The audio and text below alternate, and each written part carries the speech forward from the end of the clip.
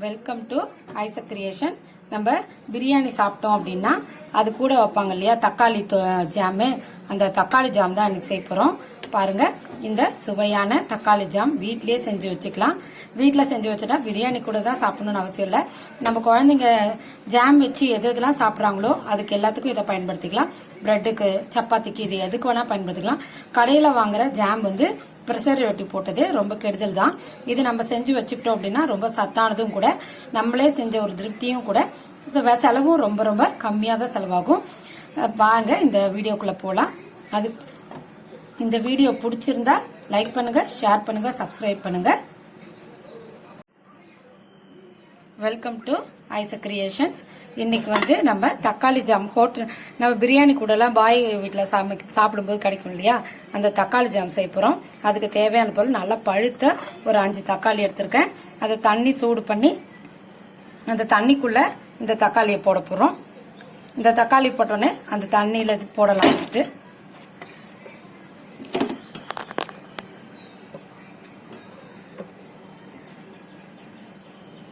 தக்காளி இப்படி திருப்பி போடுங்க, அப்பதான் கீழே இந்த இடம் ரொம்ப ஹார்டா இருக்கும். இப்ப சீக்கிரமா வேகும், மேல இருக்க தோல் சீக்கிரம் கழண்டுரும். இப்படி வச்சுட்டு கொஞ்சம் மூடி வச்சிடலாம், புழுங்கி வேகட்டும். அப்புறம் பேரிச்சம்பழம் உங்களுக்கு தேவையான அளவு எடுத்துக்கோங்க. கொஞ்சம் நிறைய இருந்ததுன்னா நிறைய எடுத்துக்கோங்க. குழந்தைங்களுக்கு கடையில ஜாம் வாங்கி தரதுக்கு பதிலாக இதே மாதிரி வாரத்துக்கு ஒரு வாட்டியோ 10 நாளுக்கு ஒரு வாட்டியோ செஞ்சு வச்சுட்டோம்னா உடம்புக்கு சத்தும் கூட, கெமிக்கல் எதுவும் இல்லாதது. அதனால இது பேரிச்சம்பழம், ஏலக்காய் பொடி பண்ணி வச்சிருக்கேன். சர்க்கரை இது வந்து உங்களுக்கு தேவையான அளவு தான். நல்லா இனிப்பா வேணும்னா சர்க்கரை மட்டும் எப்பயுமே அவங்கவுங்க இஷ்டம் தான். எவ்வளவு தேவையோ அதை நீங்க யூஸ் பண்ணிக்கலாம்.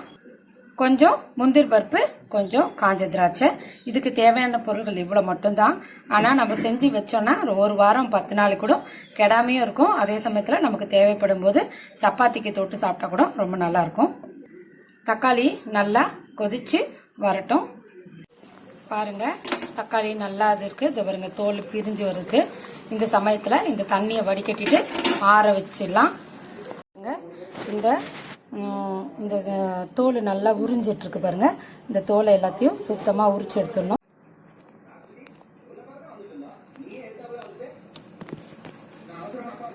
பாருங்க, தக்காளி தோலை உரிச்சு வச்சிருக்கோம். இப்ப ரொம்ப சூடா இருக்கு, கொஞ்சம் ஆறட்டும்.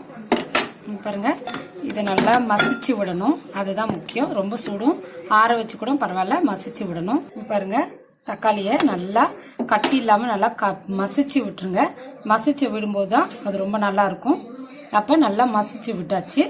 இப்ப வந்து என்ன பண்ணலாம் அப்படின்னா, வானல்ல கொஞ்சம் நெய்யை காய்ச்சிக்கலாம். காய்ச்சிட்டு முந்திரி பருப்பு அதுல போடலாம். பாருங்க, நல்லா முந்திரி பருப்பை நல்லா செவர வதக்கிக்கலாம். பாருங்க, நல்லா செவர வதக்கிட்டோம்.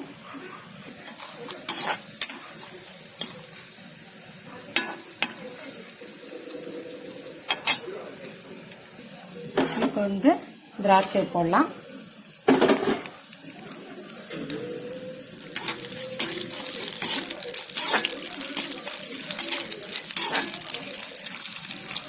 இப்போ வறுத்து எடுத்து வச்சிடறோம்.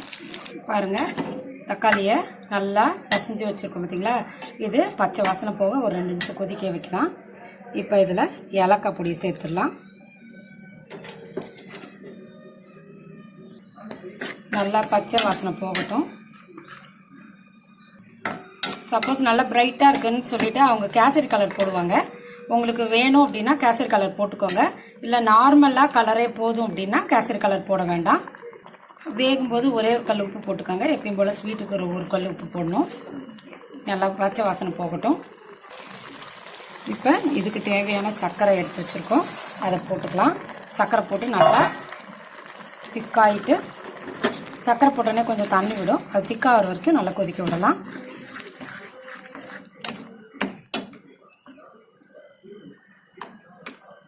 இந்த பாருங்க, போட்டோன்னே ரொம்ப தண்ணி விட்டுருச்சு பார்த்தீங்களா. அப்போ ரொம்ப திக்காகட்டும்.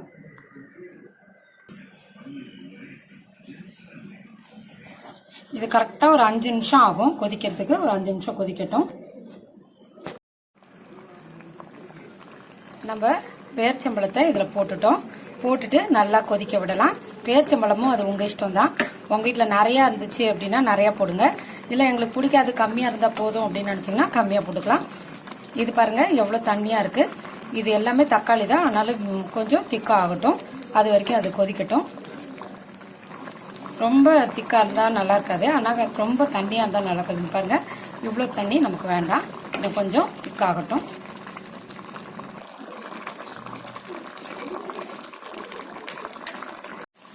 பாருங்கள் நல்லா டிரான்ஸ்பரண்ட்டாக கடையில் இருக்கிற அந்த ஹோட்டலில் பாய் வீட்டு கல்யாணத்தில் சாப்பிட்ற மாதிரியே இருக்குது பார்த்தீங்களா. இதுதான் இப்போ நம்ம வறுத்து வச்சுருக்க முந்திரி பருப்பு திராட்சை இதில் போடலாம். அடுப்பு ஆஃப் பண்ணிடலாம்.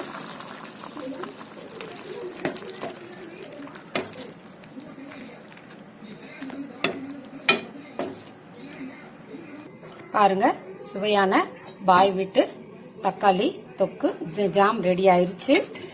இந்த வீடியோ பிடிச்சிருந்தா லைக் பண்ணுங்க, ஷேர் பண்ணுங்க, சப்ஸ்கிரைப் பண்ணுங்க. நன்றி, வணக்கம்.